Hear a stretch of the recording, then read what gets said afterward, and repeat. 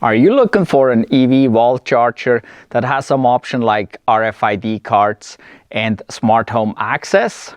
Well, then this Andeman WS1 here may be just the thing for you.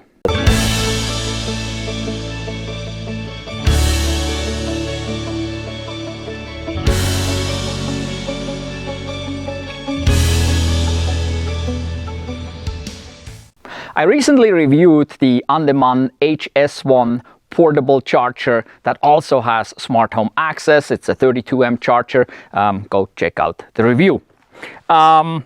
This here now is the wall charger, which is permanently installed wherever you want to, indoors or outdoors. It goes both ways.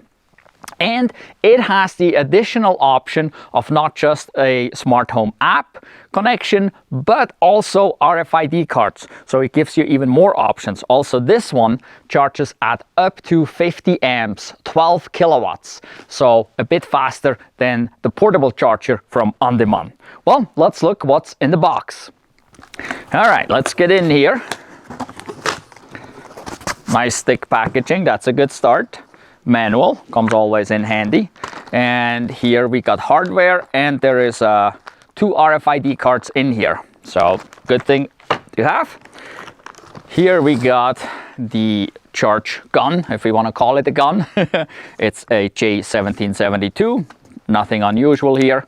Nice dust cap, so if you store it outside or even inside in a dusty environment, you can put the cap on to protect it.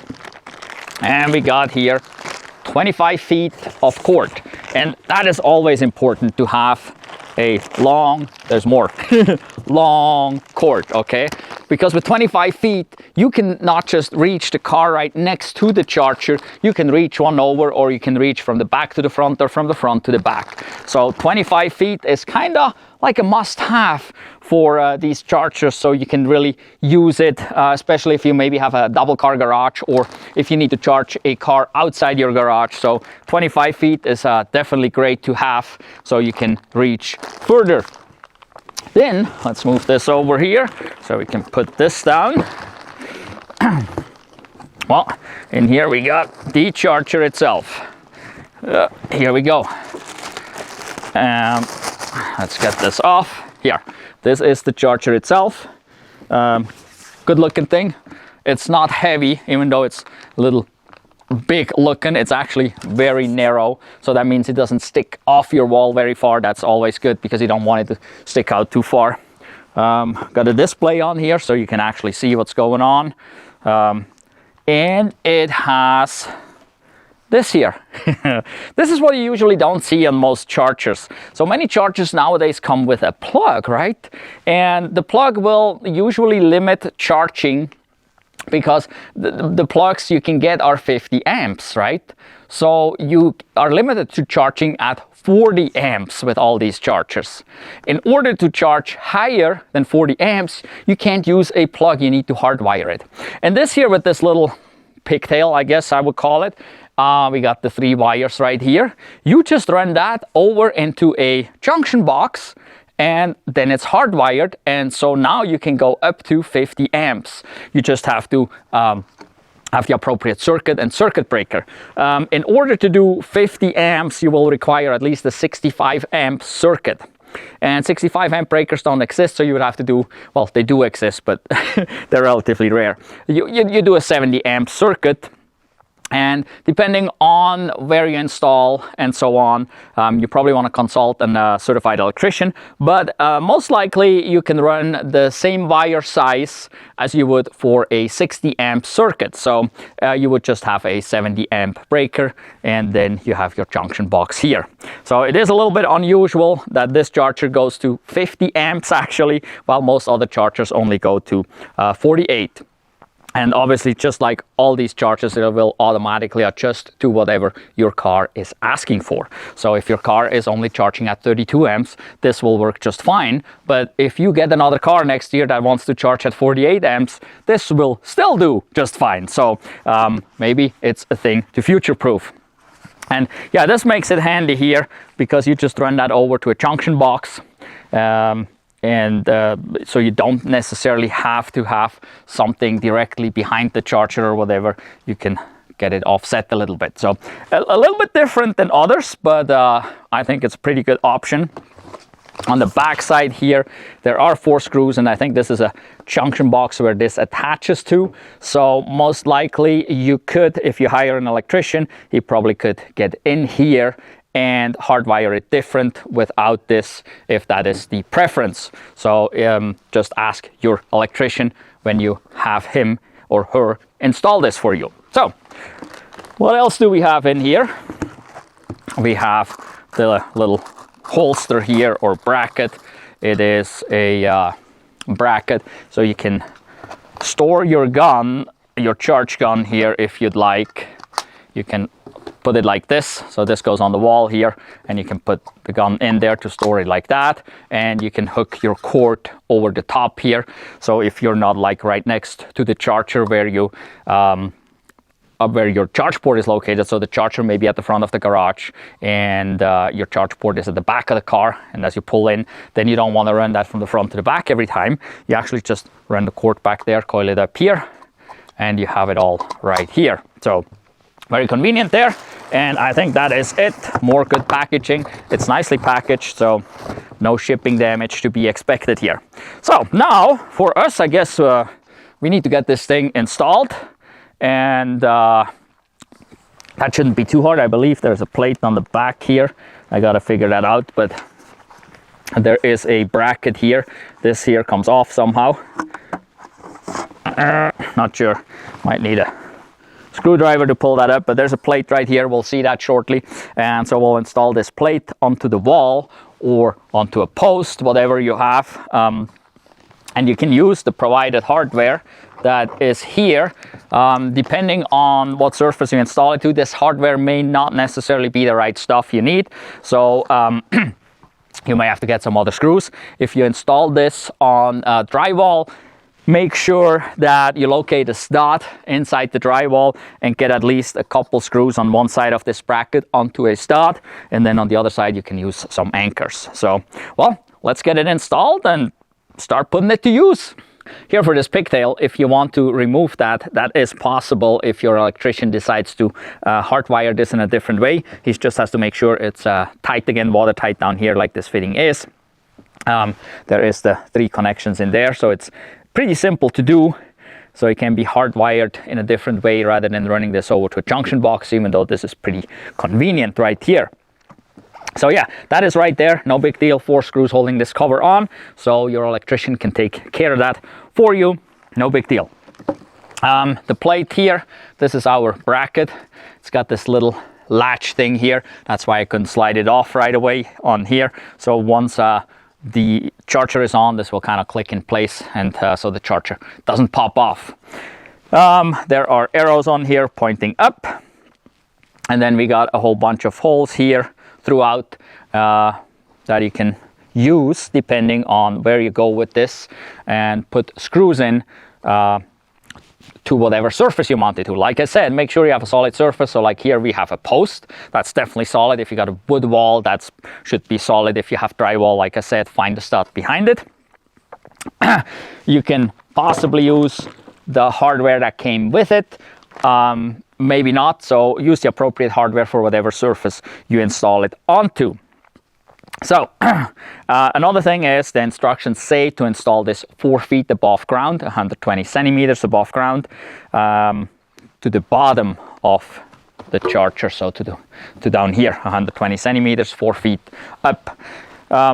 This can go indoors or outdoors, so that's no problem. This is waterproof, dustproof, whatever, all this good stuff. It's got all the protections over voltage, under voltage, over current, and blah, blah, blah, blah, all of them, right? Just like all these chargers do. Otherwise, you couldn't really use them. It's got some certifications here on the side. So it is certified. And so it's a safe charger to use indoors or outdoors. And so we need, for us, if we're gonna go install it here directly onto a post, we need different hardware than what's provided. So I gotta round up some screws that fit through these holes, and then we'll put this bracket on the pole and put the charger on there, and we'll see if it charges. So installation is pretty simple. You want to make sure you have 4 feet from the ground to the bottom of the charger. So your bracket is a little bit higher, so you need to take that into account. So you need about 6 extra inches or so. And let's see here. We'll put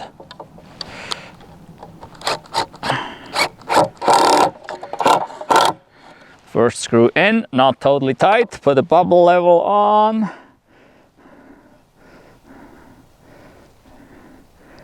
Here we go. Set this level.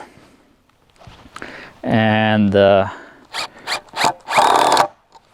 add 4 screws total, or do 4 screws total here.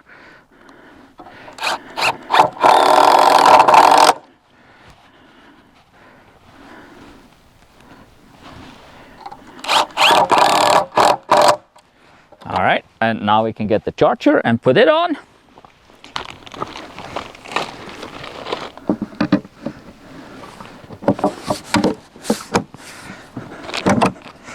There we go.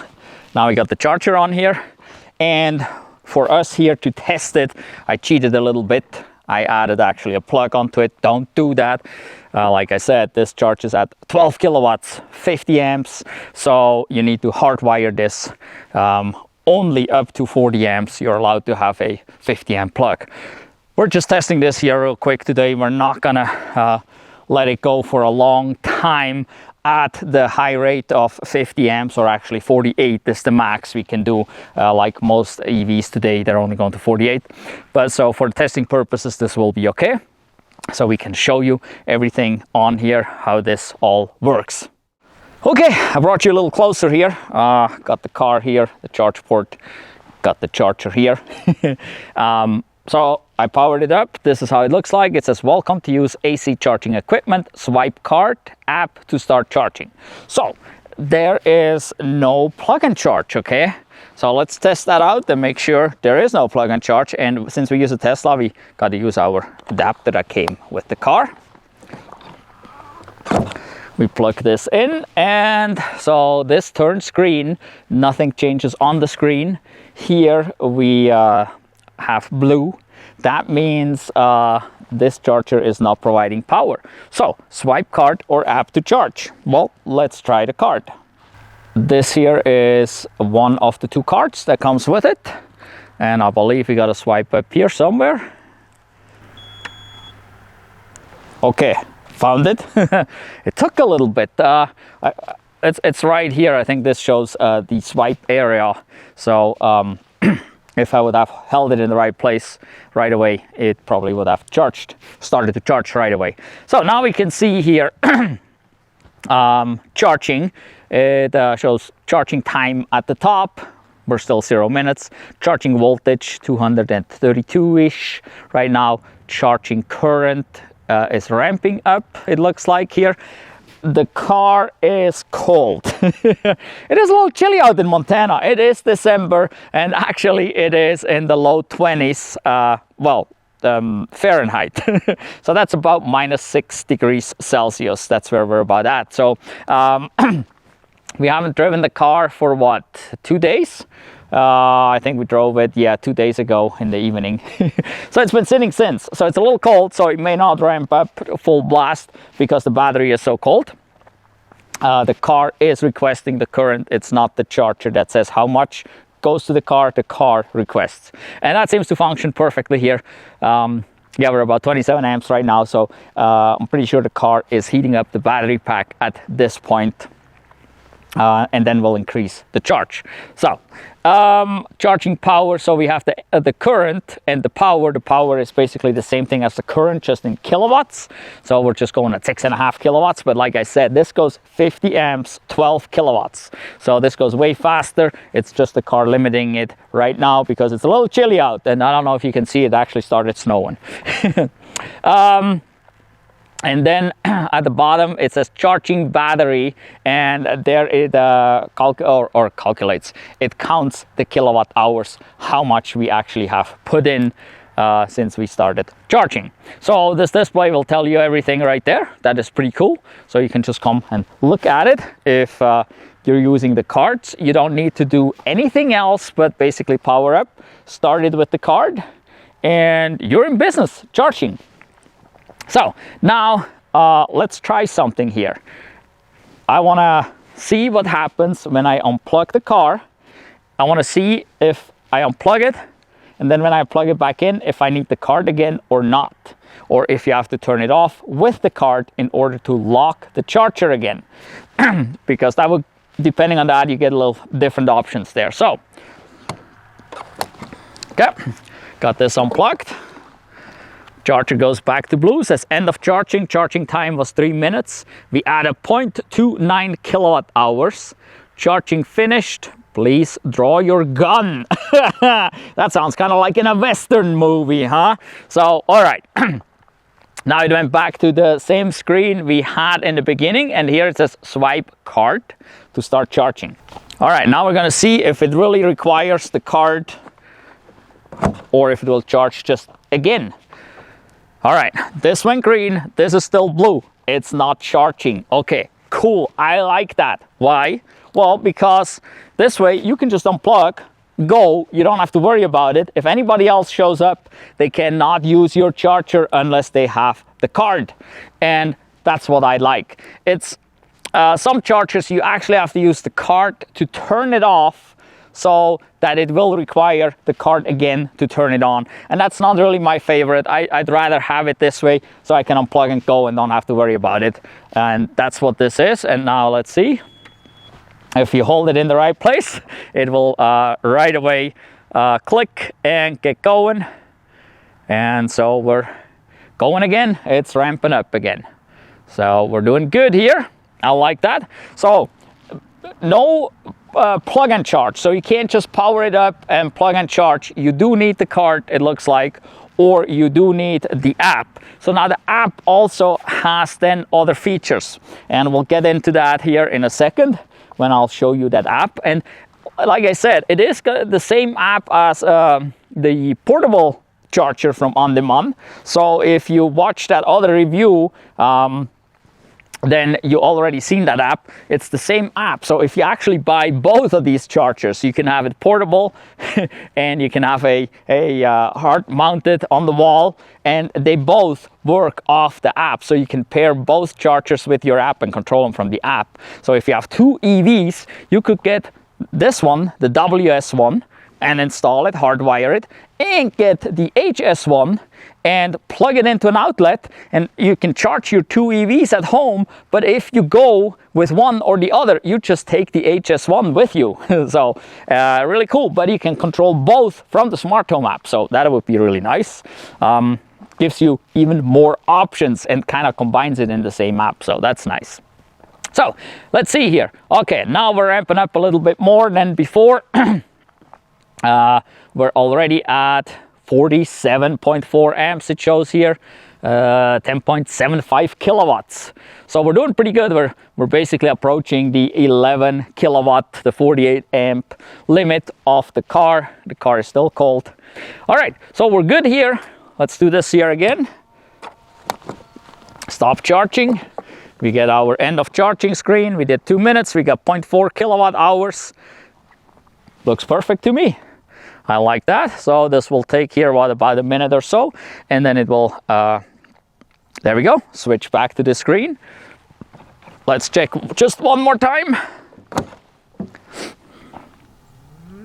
Doesn't charge, just the way I like it. So you can unplug, go, and don't have to worry of anybody else just showing up and charging. Put your card right there, bang, charging. All right. That is the RFID card deal here. You get 2 of these cards here with the charger. So if you have 2 EVs, you can put one in each EV, or you can have one and your significant other can have one. You can leave one at home and take one with you, whatever. Whatever works best for you. So, yep. So this works great. So now we need to check into the app and see what we get there.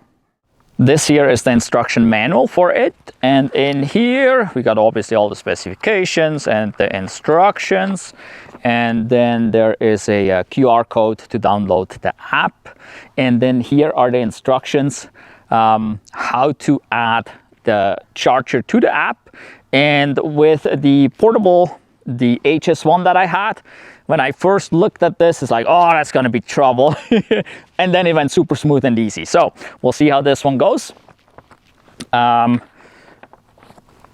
Then there's also further instructions on how to use it in the app, what the functions are, but you'll figure that out pretty simple. It's pretty intuitive, so it's really not a big deal to figure this out. Then also you have here what the status indicator means. There's troubleshooting over here in case that is ever needed. So well, just a basic manual, and probably like most people you will not read it. So yeah, I haven't really read it either. All right, so let's see if we get this going here with this phone. So I already do have the Smart Life app installed on this phone here, and this comes for Android and iOS, so you can do both. And look, there's a device there already. And that device is offline. Why? Because that is the HS1, the portable charger. And then here, look what that popped up. Devices to be added. Bang! Woohoo! Add. Enter Wi-Fi information. Oh, I thought that's in there already. Oh yeah, it is there. Okay. And so now it says it is being added. So this charger is putting out a signal, obviously, and the phone immediately recognized it. The app immediately recognized that charger because I already had the app. But even if you just downloaded the app, the process will be about just like that. Like I said, it was super simple with the HS1, and oh, here, I mean, this is flawless. And so here now it says it's added, done. Let's see, it's going through its stages here, doing this thing. We'll wait a second or two. All right, here we go. And now we got this information right here. And this is basically the same thing as with the HS1. So if you would get both, like I said, and you can use both at home, but you could take the one with you if you wanted to. You can control both with the same app, so that would be nice. All right, well, right now, charging mode, it says real-time charging, which real-time charging on the portable charger is plug and charge. Now, here it says swipe card app to start charging. So we don't have real-time charging as a plug and charge, but with the RFID cards, you can start your charger. So, and then, so once you're in the app, we have the same functions as in the HS1. We can do the delayed charging or the real-time charging. So, and then length of time. There we go, it pops up, so you can adjust how many hours, up to 12 hours delay. Let's get out of that. Let's go back to real-time charging here. All right. So, yep, and then just like before, basically we got a swipe to charge, but I'm not plugged in, so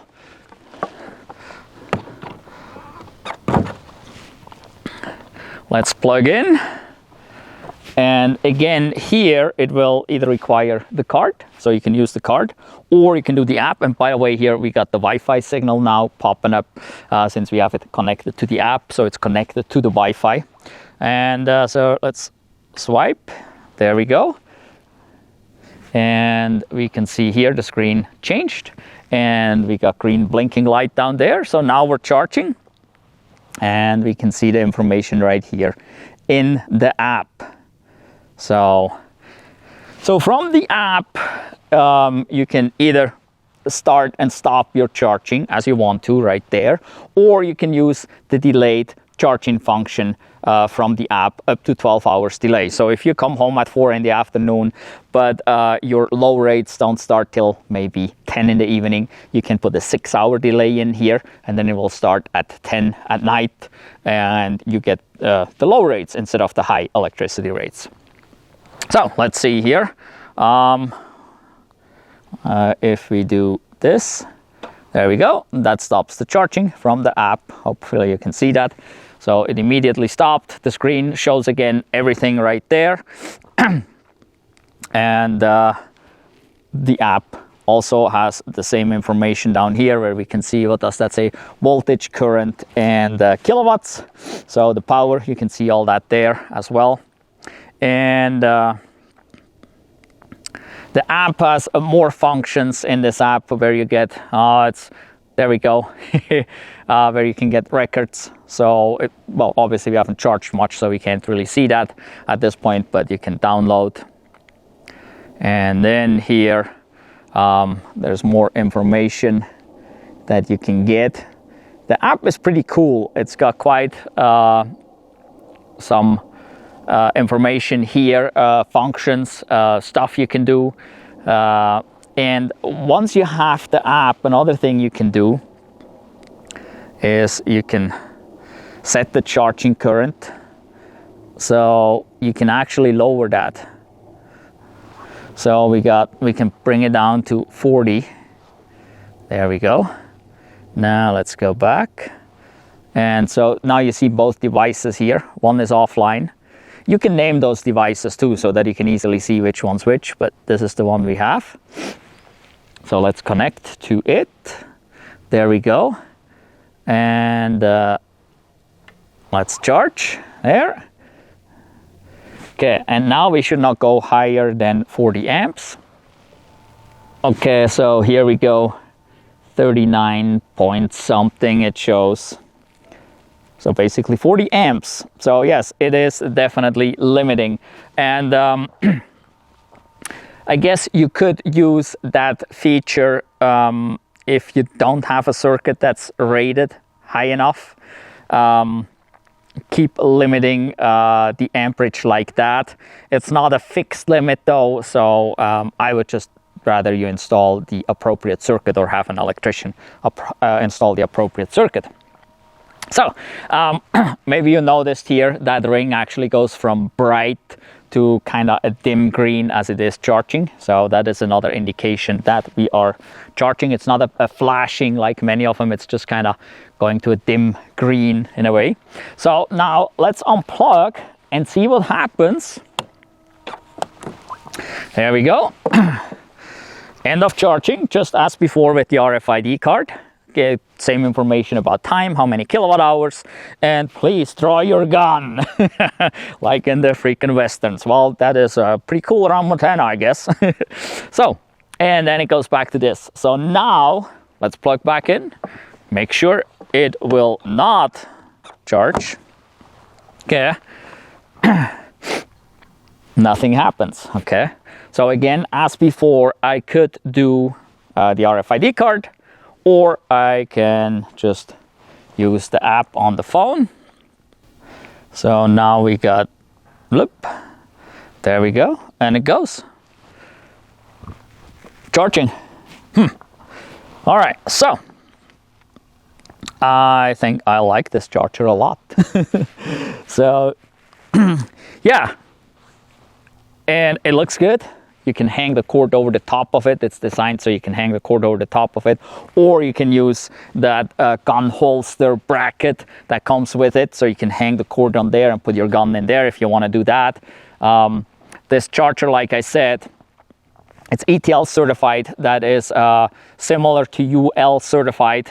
They're both independent organizations that certify devices. This also has on the side here, there is a silver button. So that is a emergency shutoff. If I press that, it goes into e-stop. It immediately stops because something happened, somebody pressed the button. So you can immediately stop it if you need to. And then I can unplug. All right. So if there is a need for that e-stop, usually there is probably not. If somebody does that, now what the heck are we gonna do? So the app will also tell you at the top there, it says a scram fault or something. So it will, I don't know if that brings up anything, but it shows that there is a fault. So the app has that information as well. Most likely, There we go. It's a sticky reset. Once somebody presses it, it stays in. You just press it again and it comes back out. And there we go. I mean, really easy. And I didn't even read the manual. I had a little experience in regards to the app from the other charger, so I know that part. But the app's very intuitive. I think this is a really freaking cool charger. So, especially if you have the charger outdoors, with the app or the RFID cards, I mean, that really is just great because nobody can just access it. Somebody has to have the card or the app to make it work. And I like that once you unplug, regardless if it's on the app or with the RFID card, the charger will just go back to its state where it expects either the RFID card or the app to reactivate it. So that will work for a business too. If you have a business and you have a charger out front that you just want to use for your vehicle or for your business vehicle, maybe you have a delivery vehicle or something, that will work great. If you have a vacation rental, you have like we do have the Cozy Cabin, it's our vacation rental. We don't want anybody to just pull up and charge. This charger will be great because you can leave an RFID card in the home and your guests can then just use the RFID card to activate the charger. So that works really great for that as well. So it's not just a home charger, it can be a business charger. It can go into your vacation home, your vacation rental. It can be indoors, it can be outdoors.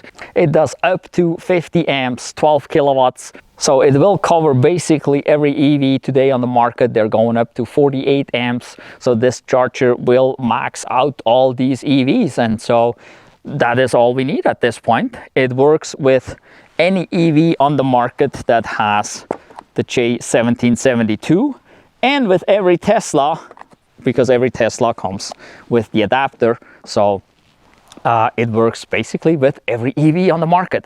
And so with this thing here, you can charge super fast. And it's easy to install. Just have an electrician get you the right circuit, wire it in. Like I said, they can use the pigtail that comes with it and run it into a junction box or into a breaker box, or they can hardwire directly into it by just taking the cover off on the backside and hardwire straight in there. It works indoors, it works outdoors, it's certified, it's waterproof, it's dust proof, it's got all the safety features, it's ETL certified.